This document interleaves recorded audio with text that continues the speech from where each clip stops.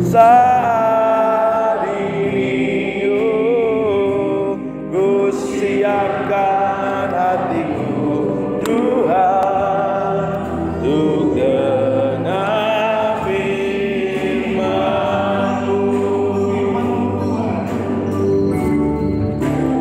Firman-Mu Tuhan, tiada berubah. Kasih Tuhan, nama Yesus. Dahulu, sekarang, selama-lamanya.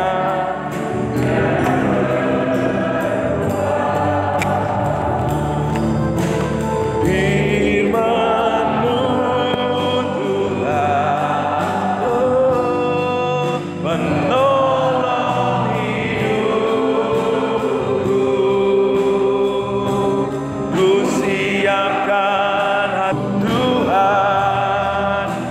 Mari kita bangkit berdiri, kita serukan bersama-sama firman-Mu Tuhan. Firman-Mu Tuhan, firman-Mu Tuhan, tiada berubah. Amin. Haleluya. Dahulu, sekarang, selama-lamanya, tiada berubah.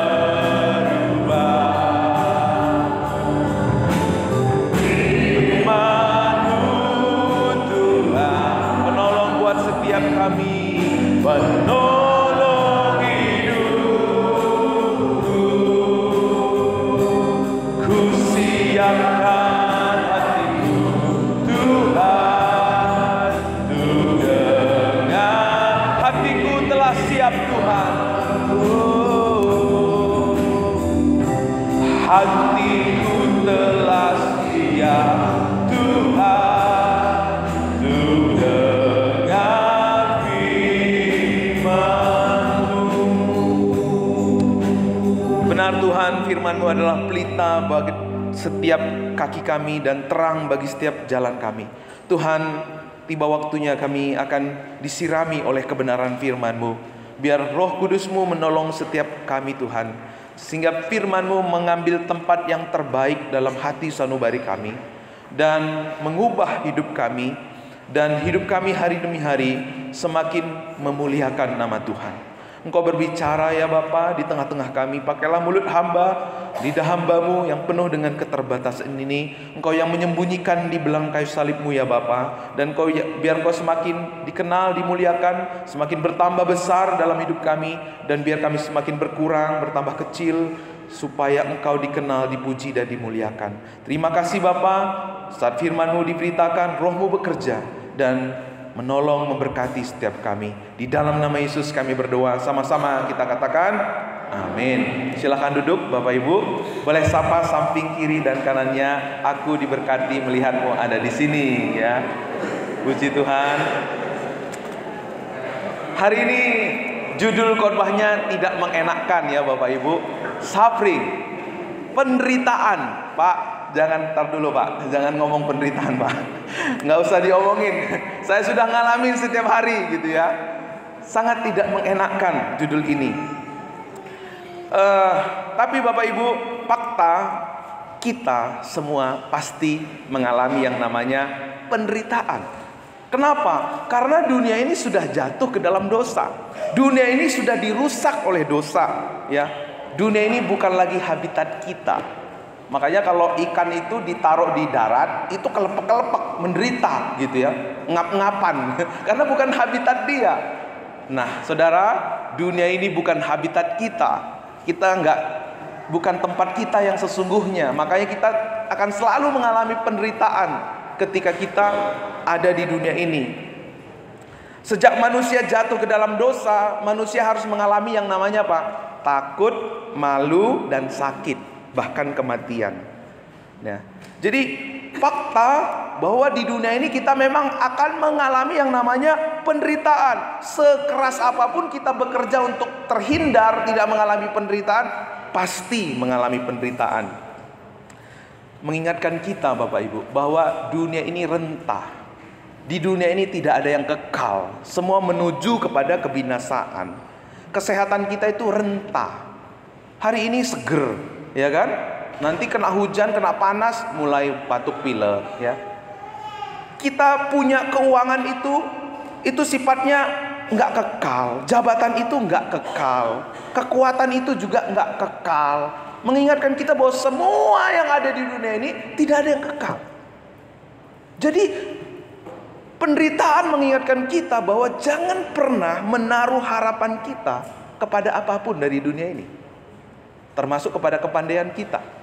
Termasuk kepada orang-orang yang sayang kepada kita. Karena semuanya itu pasti akan mengecewakan kita. Semua yang ada dari dunia ini semua ada limitnya. Waktu usia 0 sampai 30 itu, wah itu lagi seger-segernya. 35 itu seger-segernya. Tapi mulai dari 35 ke atas, udah mulai ya, onderdilnya udah mulai terasa.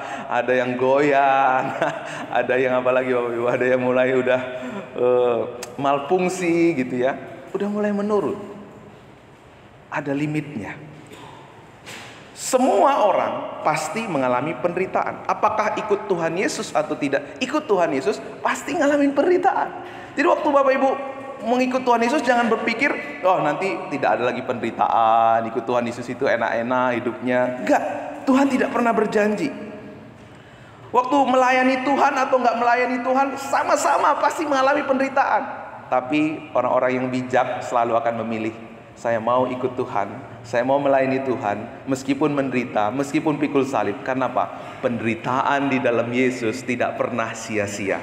Penderitaan di dalam Yesus membawa kita kepada kehidupan yang berkemenangan. Penderitaan di dalam Yesus akan membawa kita menyaksikan kemurahan Tuhan. Penderitaan di dalam Yesus akan membawa kita kepada rencangan yang indah, yang dahsyat dan luar biasa. Yang percaya katakan amin. Haleluya, puji Tuhan. Siapa tadi amin yang paling gede? Nanti harus kasih berkat ini. Nah saudara, tapi bukan karena kita tahu hidup ini pasti menderita, bukan berarti kita harus cari penderitaan ya. Ya Mas Kevin ya, jangan cari penderitaan ya Mas. Pak, kita kan memang hidup di dunia ini pasti menderita, kita cari deh penderitaan gitu ya. Penderitaan itu gak perlu kita cari. Penderitaan itu juga kita gak perlu hindari. Tapi penderitaan harus kita jalani. Nanti Bapak Ibu mungkin ada yang salah mengerti ya. Kalau ada yang curi ayam, karena curi ayam kedapatan babak belur, Pak inilah Pak penderitaanku mengiring Tuhan Yesus. Ya itu penderitaan dicari sendiri ya. Itu bukan penderitaan mengikut Tuhan Yesus. Itu penderitaan karena apa? Karena keinginan sendiri, karena kebandelan, karena keteledoran, karena dosa sendiri. Tapi Bapak Ibu, ketika kita mengikut Tuhan Yesus, kita pasti juga mengalami penderitaan. Tapi waktu kita menghadapi penderitaan di dalam Yesus, penderitaan itu tidak pernah sia-sia. Penderitaan itu akan membawa kita kepada kehidupan yang Tuhan rencanakan. Saya bersyukur buat Bapak Ibu, jemaat Tuhan di tempat ini yang bertahan dalam berbagai-bagai penderitaan. Bertahan menghadapi tingkah laku suaminya, bertahan menghadapi tingkah laku orang tuanya, bahkan bersabar dalam penderitaan ketika menghadapi kelemahan, kekurangan saudara seiman, bahkan mungkin kelemahan saya banyak kelemahan ya Bu. Tapi saya bersyukur Bapak Ibu sini bersabar dalam penderitaan. Karena kita tidak pernah bisa menghindar dari penderitaan. Jemaat Roma terdiri dari Yunani dan Romawi. Romawi merasa terganggu dengan kehadiran jemaat Yunani, mengganggu kenyamanan mereka. Tetapi kalau mereka mengerti konsep bagaimana penderitaan di dalam Kristus, mengerti mengapa Tuhan izinkan penderitaan terjadi dalam hidup mereka, mereka akan tetap menjadi jemaat yang bersatu. Mereka akan menjadi jemaat yang solid. Justru lewat penderitaan mereka bisa menyatakan kasih Kristus. Kita lihat Roma 8 ayat yang ke 19. Sebab dengan sangat rindu seluruh makhluk menantikan saat anak-anak Allah dinyatakan, karena seluruh makhluk telah ditaklukkan kepada kesia-siaan. Futility, meaningless, yaitu bukan oleh kehendaknya sendiri, tetapi oleh kehendak Dia yang telah menaklukkannya. Ini ada bahasa Inggris di sini, Bapak Ibu. Kesia-siaan artinya futility, meaninglessness, ya. Nah, kita lihat artinya apa? Kegagalan, ketidakuntungan, kekosongan, tidak punya pengharapan, ketidakbergunaan, kemandulan, atau ketidakbermaknaan. Inilah akibat manusia jatuh ke dalam dosa. Semuanya menjadi sia-sia. Makanya dikatakan di ayat 22, segala makhluk sama-sama mengeluh dan sama-sama merasa sakit bersalin. Dan bukan hanya mereka saja, tetapi kita yang telah menerima karunia sulung roh, kita juga mengeluh. Semua orang di dunia ini pasti mengeluh dengan penderitaan. Tidak ada manusia yang tidak mengalami penderitaan. Selama kita hidup di dalam daging kita, kita pasti akan mengalami penderitaan yang tidak ada habisnya. Ada air mata, ada sakit penyakit, ada kelemahan tubuh, ada yang berkekurangan, ada drama, ada kekecewaan, ada keributan, ada konflik, tidak dihargai, ditolak, dihianati. Ini semua pasti kita alami di dunia ini. Tapi sering sekali apa ya Bapak Ibu? Kita salah fokus. Kita sering sekali salah fokus. Sering sekali kita terlalu fokus. Aduh, penderitaanku Tuhan. Aduh, air mataku Tuhan. Aduh, kekecewaanku. Kita sering sekali fokus kepada diri kita. Semakin kita fokus kepada penderitaan dan masalah kita, bukannya penderitaan masalah itu hilang, tetapi semakin besar, semakin menjadi beban, semakin menimpa kita. Karena itu jangan kita salah fokus. Ketika kita menghadapi penderitaan, jangan kita salah fokus. Sama seperti Bapak Ibu kalau dipoto pada waktu rambutnya rambut baru, dipoto lalu di belakang itu ada Indomie yang baru dimasak, orang bukan komentar sama rambut saudara yang baru, tetapi sama Indominya gitu ya. Salah fokus ini gitu. Tuhan mau kita waktu menghadapi penderitaan kita bisa fokus kepada apa yang Tuhan mau. Nah, karena manusia Bapak Ibu sering sekali manusia itu menghadapi penderitaan, mereka itu sakit dan kecewa. Karena apa? Fokusnya kepada kesakitannya, pada air matanya, pada penderitaannya. Makanya ada lagu yang katakan gini ya Bapak Ibu ya. Yuk yang tahu ya, nyanyi sama saya. Aku tak sanggup lagi menerima semua ini, ya kan? Udah lanjut, stop. Karena apa Bapak Ibu? Karena terlalu fokus kepada penderitaan. Bukan memberi kita kekuatan, tetapi semakin hari melemahkan kita, semakin hari menguras tenaga kita. Lalu kita mulai berkata, Tuhan, kenapa Engkau memberikan kepadaku pencobaan dan penderitaan seberat ini? Kita pikir Tuhanlah yang memberi kita penderitaan.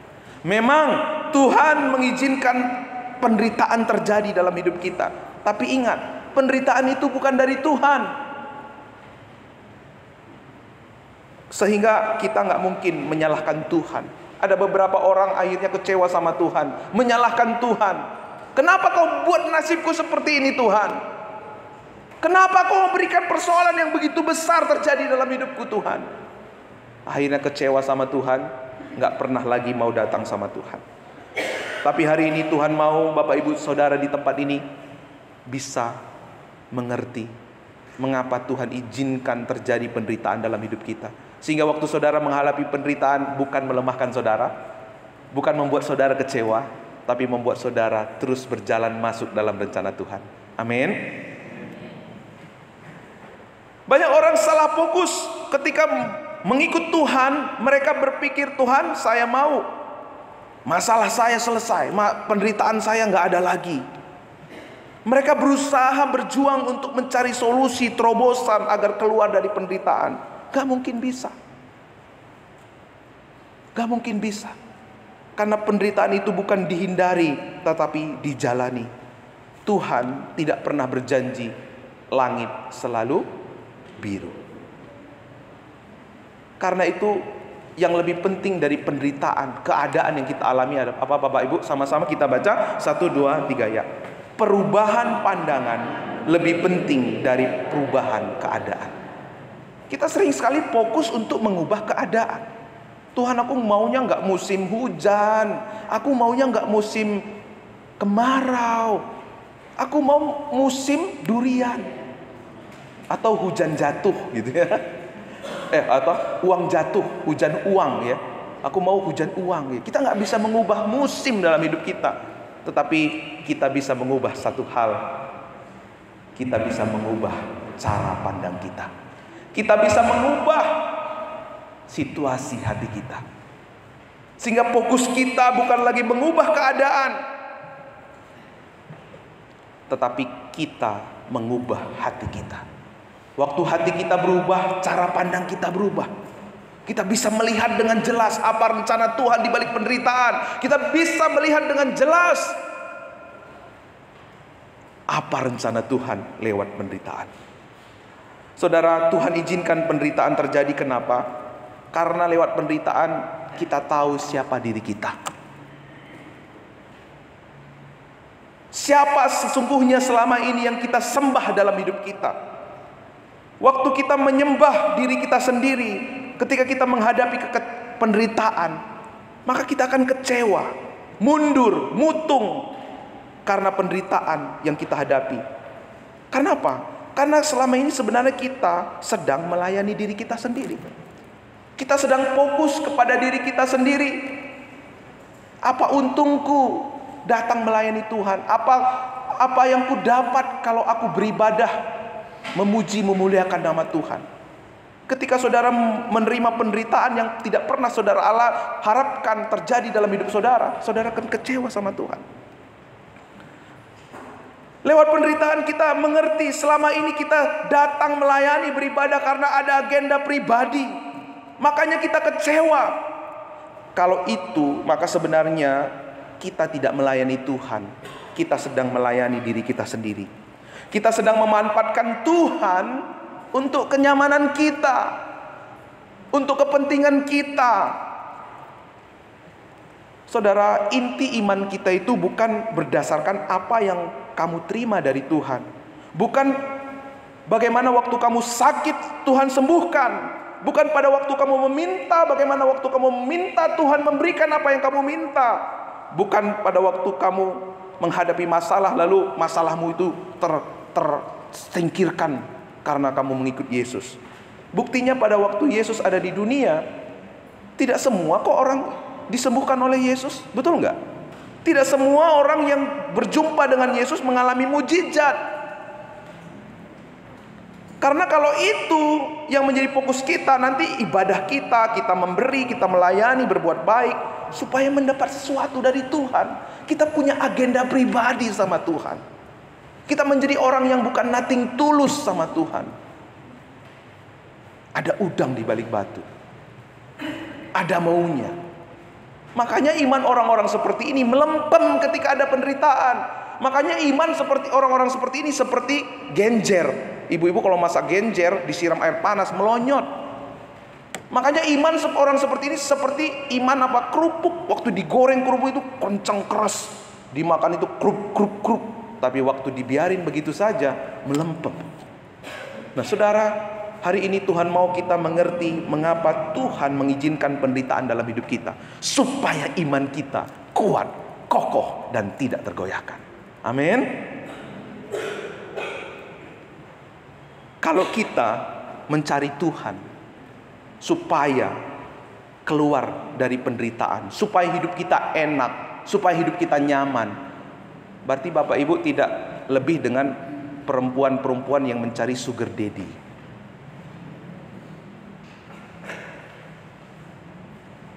hanya berjuang mencari solusi untuk masalah.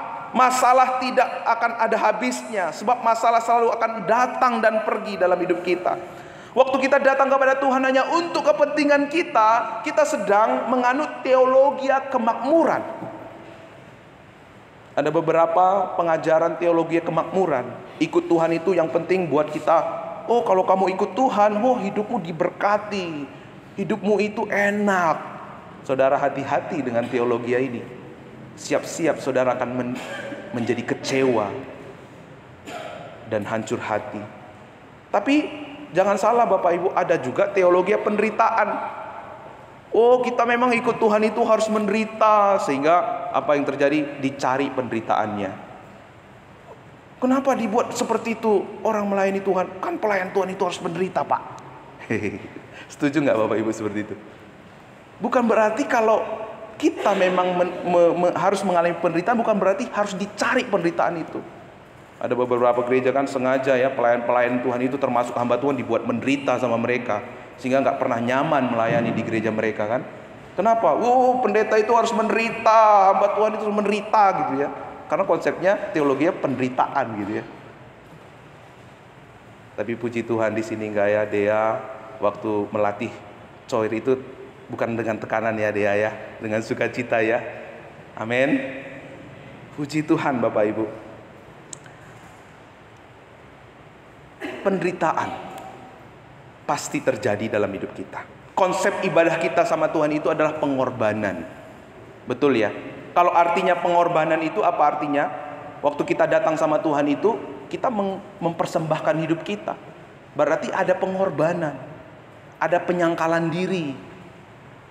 Berarti di dalamnya ada penderitaan, ada yang kita korbankan. Nah, lalu kalau kita menganut teologi kemakmuran, berarti gak ada yang dikorbankan, gak mau merelakan gitu ya. Makanya di dalamnya tidak ada kuasa, tidak ada pekerjaan Tuhan. Orang percaya juga pasti menderita. Orang yang di luar Kristus biasanya menganiaya atau mencari penderitaan, namun berujung kebinasaan. Kekuatannya terbatas dan pasti binasa. Tapi kalau kita menderita di dalam Yesus, sering sekali kita menjadi orang yang teraniaya. Karena apa? Kalau kamu dipukul pipi kanan, kasih lagi pipi kiri. Kalau orang lempar kamu dengan batu, lempar dengan pisang. Menderita kan? Menderita nggak? Menderita. Tapi saudara, di dalam Kristus kita akan dimampukan dan berujung kepada kekekalan. Makanya orang-orang yang mau menderita di dalam Kristus, mau menyangkal diri, mereka itu semakin dibabat, semakin merambat. Amin. Semakin dibabat itu semakin merambat. Karena kekekalan tidak pernah bisa dihambat oleh apapun dari dunia ini. Jadi yang mana Bapak Ibu akan pilih? Menderita sebagai orang yang berjuang untuk kenyamanan diri sendiri, atau menderita sebagai anak-anak Tuhan? Menderita sebagai orang yang teraniaya atau menderita sebagai orang yang menganiaya? Coba kita lihat. Kalau Bapak Ibu lihat di depan ini kalau kita lihat, Habel itu dianiaya sama Kain, Sarah dianiaya sama Hagar, Yakub dianiaya sama Esau, Daud dianiaya sama Saul, Yesus dianiaya sama para ahli Taurat Farisi, Paulus juga dianiaya oleh mereka, Stefanus juga dianiaya oleh mereka, jemaat Romawi yang adalah orang dari Yunani juga dianiaya oleh orang-orang jemaat Yahudi. Mereka yang menganiaya itu adalah orang-orang yang tidak hidup di bawah kasih karunia. Mereka orang-orang yang menganiaya itu adalah orang-orang yang ada di bawah hukum Taurat, yang demon minded. Tapi orang-orang yang ada di dalam kasih karunia, supply minded, itu selalu dianiaya. Coba kita lihat ke belakang, koreksi diri kita. Selama ini kita biasanya jadi penganiaya atau yang dianiaya? Tuhan tidak pernah janji tidak akan ada penderitaan, tidak akan ada masalah. Tuhan tidak pernah berjanji jalan yang kita lalui akan selalu ditaburi dan dihiasi bunga-bunga yang indah. Tuhan tidak pernah berjanji jalan kita jalani selalu rata seperti jalan tol, tetapi Ia berjanji untuk menyertai kita. Dia berjanji untuk memberi kita kekuatan. Dia berjanji menyertai kita, sehingga waktu kita disertai oleh Tuhan, kita pasti menang dalam hidup kita. Mengapa Tuhan mengizinkan penderitaan? Yang pertama, Bapak Ibu, Allah menyatakan kemuliaannya lewat kehidupan kita. Ayat 18, 21, 30 ya, itu paralel. Saya bacakan ayat 18. Sebab aku yakin bahwa penderitaan zaman sekarang ini tidak dapat dibandingkan dengan kemuliaan yang akan dinyatakan kepada kita. Lewat penderitaan Tuhan ingin menyatakan kemuliaannya lewat Bapak, Ibu, Saudara, dan saya. Sebab itu ada statement, no glory, no sacrifice. Tidak ada kemuliaan tanpa penderitaan. Tidak ada mahkota tanpa salib. Ya. Karena lewat penderitaan kemuliaan Tuhan dinyatakan. Apa kemuliaan Tuhan? Kemuliaan Tuhan yang pertama apa? Menemukan kita pada pengharapan yang pasti. Tadi kita sudah bicara bahwa semua yang dari dunia ini semua palsu. Semua pengharapan itu palsu. Semua memberikan PHP, termasuk manusia. Tetapi ada satu pengharapan. Ketika manusia menghadapi kekecewaan, penderitaan karena dikecewakan, disitulah Tuhan bekerja menemukan kita pada pengharapan yang pasti. Di ayat yang ke-21, tetapi dalam pengharapan, karena makhluk itu sendiri juga akan dimerdekakan dari perbudakan kebinasaan. Di dalam pengharapan ada kebebasan, ada kemerdekaan. Sebab pengharapan orang percaya itu adalah pengharapan yang pasti. Manusia di dalam Kristus menemukan pengharapan yang pasti sebagai jalan untuk bertobat. Bukan pada yang renta, bukan pada yang panah. Makanya di dalam Mazmur katakan, korban sembelihan kepada Allah ialah jiwa yang hancur, hati yang patah, hati yang remuk, tidak akan kau pandang hina, ya Allah. Jadi apakah di dalam hidup ini, ya semua kita pasti ya mengalami jiwa yang hancur, mengalami patah hati, jiwa yang remuk. Tapi justru Tuhan izinkan itu semua terjadi dalam hidup kita supaya kita menemukan pengharapan yang pasti. Saudara masih ingat pengharapan orang percaya itu apa dalam bahasa Yunani? Masih ingat? Elpis. Yuk sama-sama bilang elpis. Yang terjadi dalam hidup anak-anak Tuhan pasti yang baik saja.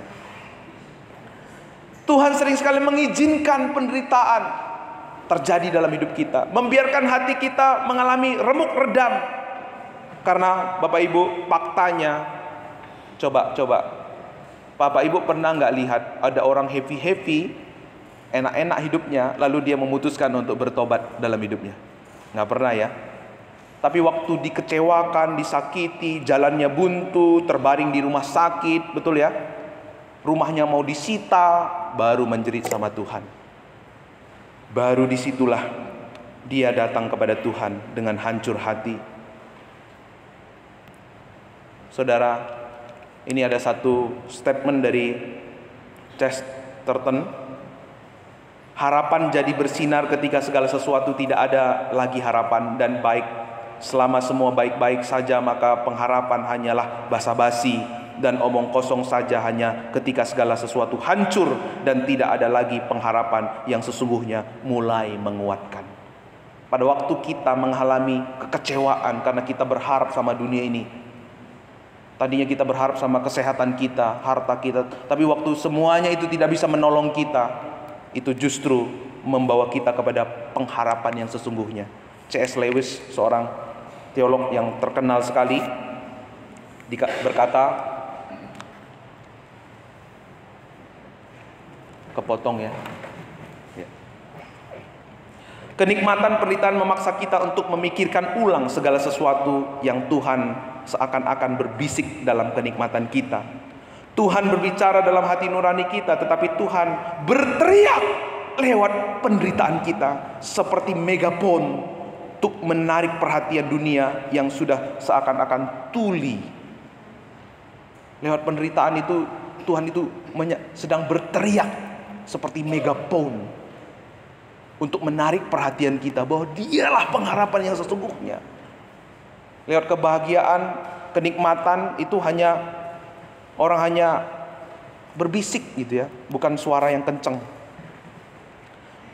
Bagaimana kemuliaan Allah dinyatakan?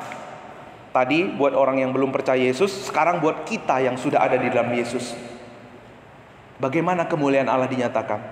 Ayat 28, 29. Mendatangkan kebaikan bagi yang mengasihi Dia.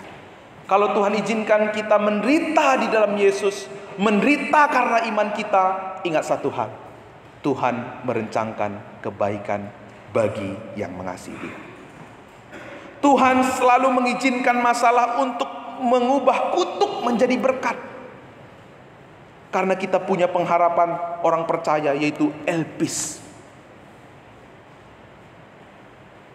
Justru lewat penderitaan, kebaikan demi kebaikan Tuhan akan semakin dinyatakan di dalam hidup kita.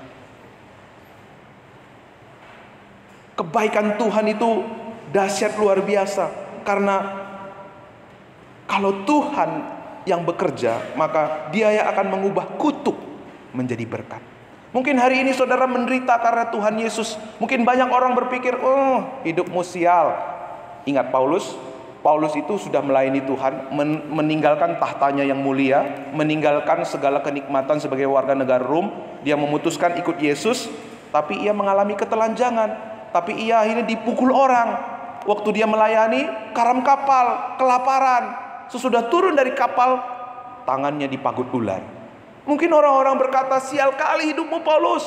Mungkin saat ini juga orang berkata, kamu udah melayani Tuhan, kamu udah mengasihi Tuhan, setia beribadah, setia melayani, tapi kok hidupmu seperti itu? Ingat Paulus Bapak Ibu. Tapi ternyata apa yang terjadi? Hidup Paulus begitu menginspirasi kita semua. Hidup Paulus begitu memberkati kita semua. Itu juga yang Tuhan akan kerjakan buat kita yang rela menderita di dalam Dia. Lewat apa yang kita alami, banyak orang-orang yang akan diberkati. Amin. Coba tepuk samping kiri dan kanannya. Lewat penderitaanmu di dalam Tuhan Yesus, banyak orang akan melihat kemuliaan Tuhan. Amin, amin. Gak apa-apa, tepuk Bapak Ibu. Yang ketiga, bagaimana kemuliaan Allah dinyatakan buat kita? Ketika kita menjadi serupa dengan gambaran anaknya, supaya ketika kita menjadi serupa dengan gambaran anaknya. Lewat penderitaan, Tuhan mau menyatakan kemurnian iman Bapak Ibu.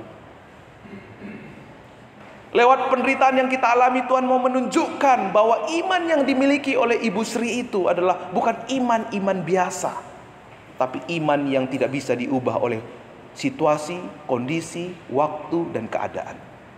Amin. Sama seperti emas Bapak Ibu.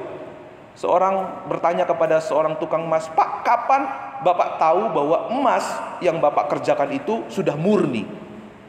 Lalu Bapak itu berkata, ketika waktu emas itu dilebur, semakin dilebur, lalu saya mulai gosok emas itu, lalu dari emas itu saya melihat gambar saya dengan jelas. Disitulah saya tahu bahwa emas itu murni. Saudara, Tuhan izinkan penderitaan terjadi untuk melebur kita, memurnikan iman kita, supaya lewat Bapak Ibu Saudara, orang lain melihat gambaran Kristus di dalam diri kita. Amin. Supaya orang lain melihat ada gambaran Kristus dalam hidup kita. Supaya orang lain berkata, kok bisa dia melewati itu semua? Akhirnya mereka menemukan, saya tahu itu semua ia bisa jalani bukan karena dirinya, tapi karena ada Kristus, ada pribadi yang kekal yang mengubah, membaharui, dan memampukan. Tuhan ingin lewat penderitaan orang lain melihat gambaran yang sejati lewat hidup kita. Lewat penderitaan yang kita alami, orang bisa melihat siapa yang bekerja, siapa yang kita sembah selama ini, sehingga mereka pun memuliakan nama Tuhan. Jadi Bapak Ibu Saudara, bagaimana kita supaya bisa melewati penderitaan dengan baik? Jangan salah fokus. Fokuslah kepada pribadi yang mengalahkan penderitaan. Dalam Yohanes 16 ayat 33, semua ini kukatakan supaya kalian mendapat sejahtera karena bersatu dengan aku. Di dunia kalian akan menderita, tetapi tabahkanlah hatimu, aku sudah mengalahkan dunia. Fokuslah kepada Yesus kita. Yesus kita itu adalah pribadi yang sudah mengalahkan penderitaan. Kemarin baru kita merayakan kebangkitannya, memperingati kematiannya. Dia sudah keluar, dia sudah menang atas penderitaan. Kalau kita ada dalam Yesus, kita pun menang atas penderitaan. Yang kedua, kita harus fokus kepada pertolongan Roh Kudus. Di ayat 8, 26, ayat 26 sampai 27, Roh membantu kita. Dan Allah menyelidiki hati nurani, mengetahui maksud Roh itu, bahwa Ia sesuai dengan kehendak Allah berdoa untuk orang-orang kudus. Sering sekali dalam pergumulan, penderitaan yang kita hadapi, kita nggak bisa lagi berkata-kata, kita nggak bisa lagi ngomong, tetapi ada satu pribadi yang menolong kita, yaitu Roh Kudus. Dialah yang berdoa untuk kita, dialah yang membantu kita. Dialah mujizat terbesar yang pernah Tuhan berikan kepada kita. Roh Kudus adalah tanda bahwa kita ini adalah milik Tuhan. Tapi beda dengan orang-orang yang datang kepada Tuhan untuk kepentingannya, untuk kenyamanannya, untuk dirinya sendiri. Datang kepada Tuhan untuk mencari mujizat. Makanya di mana-mana kalau ada KKR, orang-orang mencari mujizat, mengharapkan mereka mengalami mujizat. Tapi banyak orang tidak sadar mujizat terbesar itu adalah Yesus. Dialah yang memberikan rohnya kepada kita. Kalau orang mengalami mujizat, matanya terbuka, kira-kira waktu dia melihat, dia buta lagi nggak? Buta lagi. Kenapa? Dia akan mati. Betul? Orang berpikir waktu orang lumpuh berjalan, itulah mujizat yang terutama. Tetapi waktu orang lumpuh itu bisa berjalan, dia nggak akan bisa berjalan lagi karena dia akan mati. Tapi waktu kita menerima mujizat keselamatan di dalam Yesus Kristus, kita akan hidup untuk selama-lamanya di dalam kekekalan. Itulah mujizat terbesar. Itulah mujizat yang terhebat, terluar biasa yang Tuhan berikan kepada kita. Fokuslah kepada apa Bapak Ibu? Roh Kudus. Ikutilah tuntunannya. Minta pimpinannya, minta pertolongannya.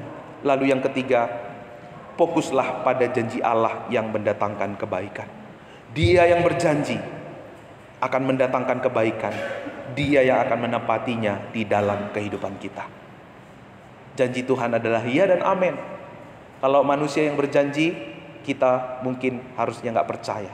Tetapi di sini Bapak Ibu, Tuhan yang berjanji kepada kita, Ia pasti menepatinya dan melakukannya di dalam kehidupan kita. Kita tunduk kepala.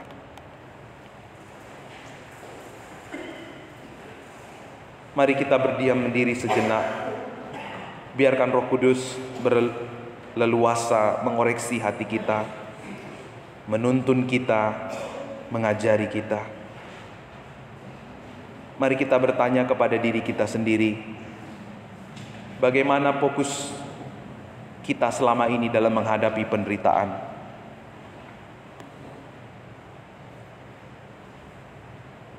Apakah selama ini saudara datang kepada Yesus hanya supaya terbebas dari penderitaan?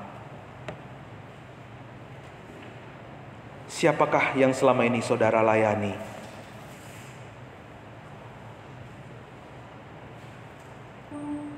Apakah saudara melayani diri sendiri karena saudara bermaksud datang kepada Tuhan hanya untuk keluar dari kesusahan, keluar dari penderitaan yang saudara alami?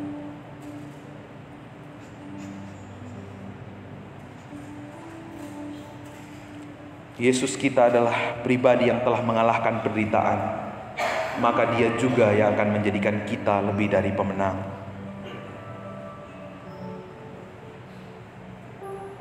Apakah selama ini saudara menyadari bahwa Dia turut bekerja dalam penderitaan yang saudara sedang alami?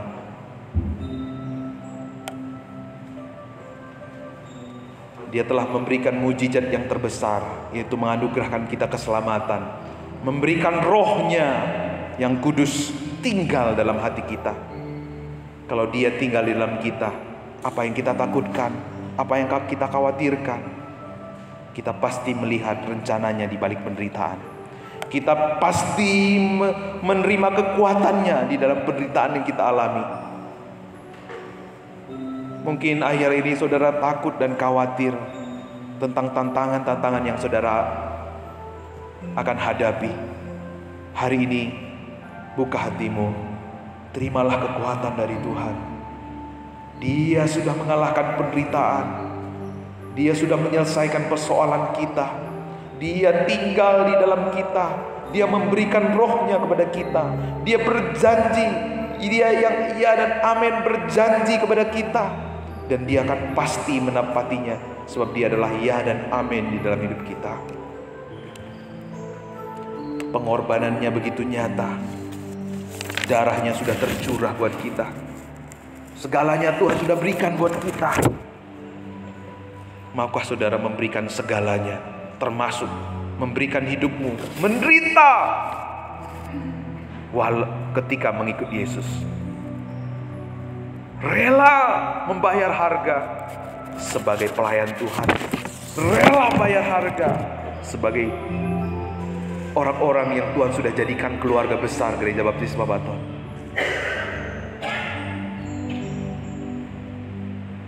Bapak Ibu boleh tetap berdoa, minta Tuhan membuka hati kita,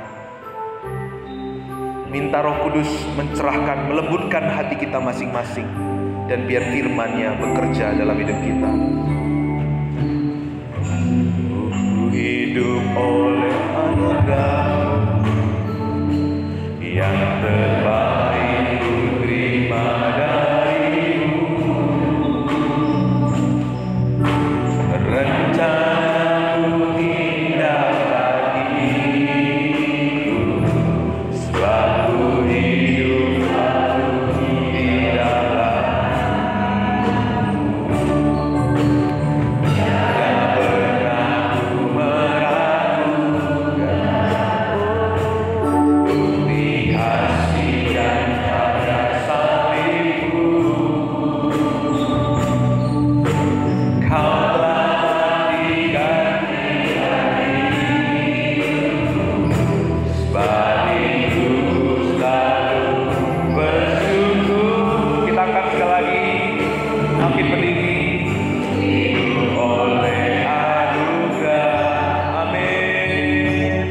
Yang terbaik ku terima dan amin, haleluya. Rencanamu indah bagiku, sebab ku hidup selalu di dalam-Mu. Tiada pernah ku meragukan bukti kasih dan karya salib-Mu. Kau telah diganti dariku, sebab itu ku selalu bersyukur. Kasih-Mu memulihkan hidupku, kuasa-Mu membangkitkan rohku, darah-Mu telah tercurah bagiku, pengorbananmu sempurna. Katakan, memulihkan hidup, amin. Engkau memulihkan setiap kami ya Tuhan, membangkitkan rohku, darah-Mu telah tercurah bagiku, pengorbananmu sempurna, pengorbananmu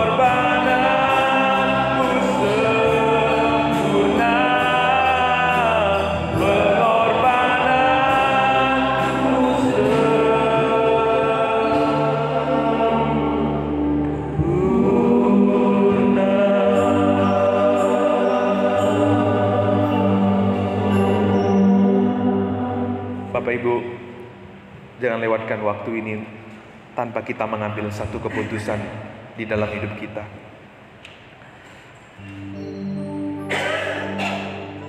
Kalau belum ada keputusan yang saudara ambil hari ini, minta Roh Kudus untuk menolong kita. Tuhan, buka mataku, Tuhan, lembutkan hatiku, supaya firman yang kudengar hari ini tidak berlalu begitu saja, tapi menjadi rema dalam hidupku. Aku mau melihat, aku mau menyaksikan Tuhan mengubah kutuk dan menjadi berkat di dalam hidupku. Tuhan, aku mau melihat penderitaan membawaku kepada rencanamu yang indah. Aku mau menyaksikan penderitaan-penderitaan yang kualami adalah penderitaan-penderitaan yang biasa, yang tidak pernah melebihi kekuatanku. Karena ada kekuatan Tuhan yang akan memampukanku. Saudara, Tuhan bekerja di tempat ini. Hadirannya turun atas setiap kita. Dia mau menyatakan kemenangan yang Ia sudah kerjakan, yang Ia sudah selesaikan, nyata lewat hidup saudara, supaya gambarannya dipancarkan lewat kehidupan saudara, sehingga lewat saudara pun banyak orang akan mengenal Tuhan dan memuliakan Tuhan.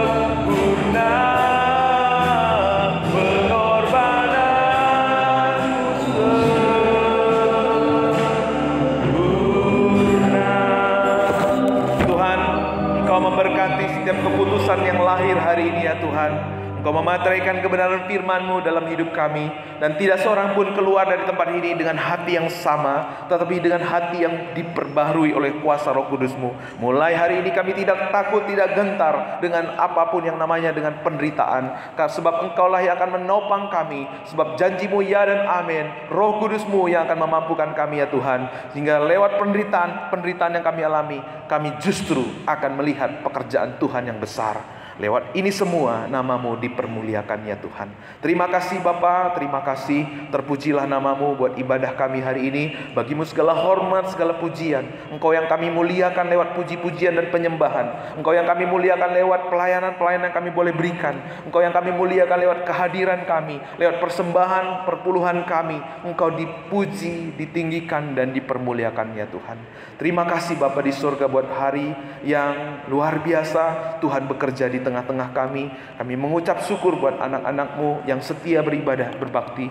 Kami mengucap syukur buat anak-anak-Mu yang bertumbuh di dalam kasih karunia dan anugerah kebenaran-Mu. Kami mengucap syukur buat jemaat-Mu yang terus Tuhan menjadi berkat satu dengan yang lain. Kami bersyukur buat pekerjaan-Mu yang terus berkobar di tempat ini ya Tuhan.